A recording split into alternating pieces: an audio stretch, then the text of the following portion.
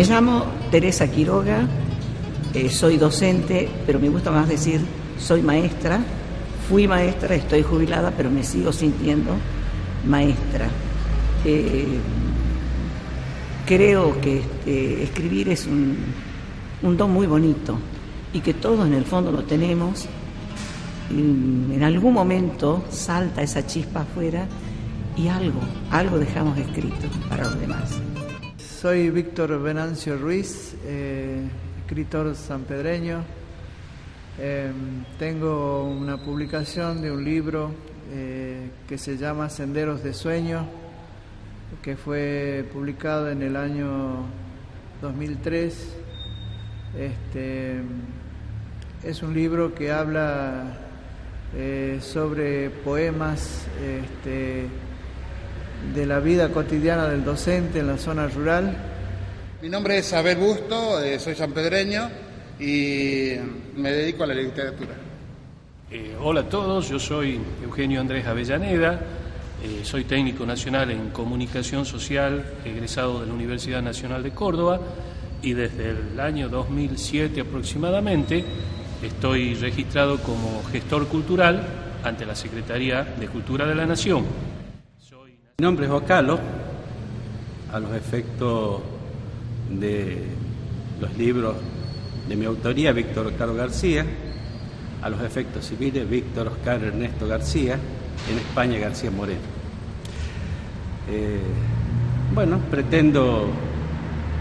Pretendo escribir, trato de escribir y trato de producir las cosas que particularmente a mí me gustan. Mi profesión es arquitecto, pero ejerzo fundamentalmente la docencia en el campo de la educación técnica, en el campo de la educación y el trabajo. Bueno, mi nombre es José Luis Melano, soy docente secundario en la Escuela de Comercio y en la técnica número 2. Bueno, creo que hace mucho tiempo siempre negaba eso, que uno es escritor, simplemente uno escribía, pero las distintas experiencias y el hecho de que incluso tenga 2 hijas, gracias a que alguna vez uno se haya sentado a escribir, se da cuenta, bueno, que es algo más que incluso puede llegar a ser un medio de vida, pese al medio que uno trabaja, ¿no? Uno que está, que es muy difícil publicar y es muy difícil vivir de eso, pero...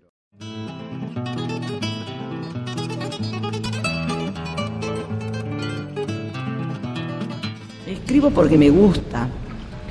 Cuando era chica tenía en la mesita de luz al lado de mi cama, que era una sola mesa para mí y para mi hermana, un cuadernito en el que al levantarme por la mañana volcaba todo lo que había soñado y a veces los leía y me parecían cuentos, pero era a la vez como una vida paralela que yo vivía y me resultaba muy grato eso. De adolescente me gustaba mucho la escritura y de hecho escribía poesías, al comienzo poesías bastante naif, bastante inocentes, al comienzo de la adolescencia, luego ya más cargada de un poco de amor y de pasión porque se estaba atravesando otro momento de mi vida. Y como soy generación Malvinas, la guerra de Malvinas y el final de la dictadura me marcó mucho y ya las poesías de esa época tienen un contenido más comprometido, más de denuncia. Bueno, yo escribo fundamentalmente para mí. Esto que comenzó en la adolescencia como una respuesta a los efectos de poner en orden las dudas que me acosaban, no cesó nunca, ¿no? Yo creo que no va a terminar nunca. Entonces, mi visión en esto es que el escritor es fundamentalmente un ser egocéntrico. Persigue el placer propio. Quien no siente placer al escribir, seguramente no va a escribir o va a dejar de escribir en algún momento.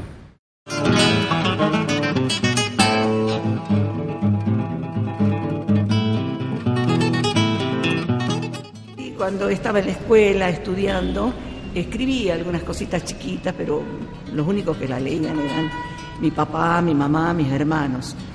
Cuando murió mi esposo, creo que el primer libro que escribí era una especie de catarsis.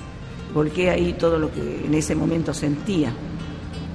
pero quedó adentro mío así como una necesidad de seguir escribiendo. Y así surgieron 3 libros. El primero, que es el que ya mencioné, el segundo, que son una serie de cuentos así medio paranormales, diría yo, y el tercero, un libro de poemas que me agradó mucho a mí. Es uno de mis favoritos. Bueno, la mayoría de mis obras creo que han empezado a nacer de algún hecho vivido o circunstancia que he pasado, que he observado, y se han ido modelando, lo he ido trabajando hasta que se han convertido en letras.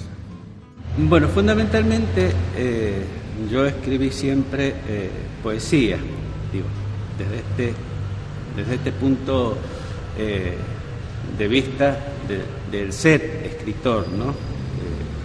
Digo, una de las tantas variantes esquizofrénicas en la que uno se expresa vitalmente. Este ejercicio no estuvo tampoco, no fue el único, también escribí algunos cuentos que andan por ahí, pero por otro lado me ha permitido y me ha facilitado el escribir adentro de mi actividad fundamental, mi actividad remuneraria, diríamos así, que es la educación. Así que escribí varios ensayos relacionados con la educación desde una mirada sociológica, ¿no? No, la poesía nada, la poesía es un divertimento, no me considero para nada un poeta, aunque uno escribe a veces, pero no, la narrativa breve, todo lo que es cuentos. Bueno, y últimamente estoy trabajando mucho en los ensayos, ¿no? Trabajando mucho el tema ese, que realmente me gusta. Estoy escribiendo lo que hace teatro, narraciones breves, o sea, cuentos cortos y novelas. Trabajé con la parte del éxodo jujeño, también he participado en el concurso que se realizó en la Casa de la Cultura, sacando el segundo premio con la poesía éxodo jujeño. Y después también me dedico a escribir sobre cuadros de pintores sanpedreños, que Dios mediante voy a poder publicar un libro con esos escritos. El primer libro, que es una investigación periodística sobre San Pedro de Jujuy en los primeros censos nacionales. El primer censo nacional es de 1869, para esa fecha San Pedro no estaba fundado, el gobernador Tello no lo había fundado a San Pedro. El año pasado, en el 2012, edité el segundo libro, que es una investigación periodística, una recopilación de fotos antiguas de San Pedro y La Esperanza. Ahora está en edición un libro sobre la historia de varias mujeres americanas, entre ellas está Bartolina Sisa, la esposa de Tupac Amaru, Juana Zurduy, que es mi favorita también, y una viejecita amorosa, bellísima, que se llamaba Angata y llegó a ser reina en la isla de Pascua, y su martirio, ¿no? Me parece que me dejé muchas mujeres en el camino, pero las puse así como un ejemplo de lo maravillosa que puede llegar a ser una mujer si está al lado de un hombre que sabe luchar.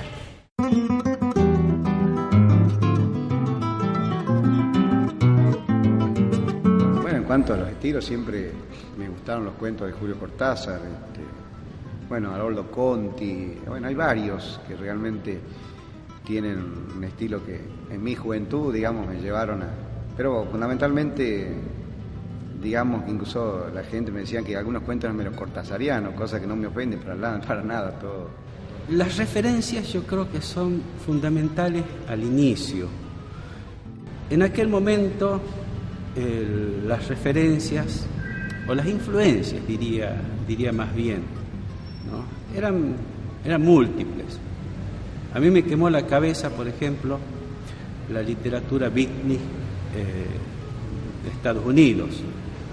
Poco era ajeno la literatura nacional, fundamentalmente aquellos que algunos autores denominan los poetas sociales de la década del 40, porque ellos de alguna manera estaban impactando fuertemente también en los 60, desde el folclore que había emergido con mucha fuerza en la poesía, en Salta particularmente. Por ejemplo, Manuel J. Castilla.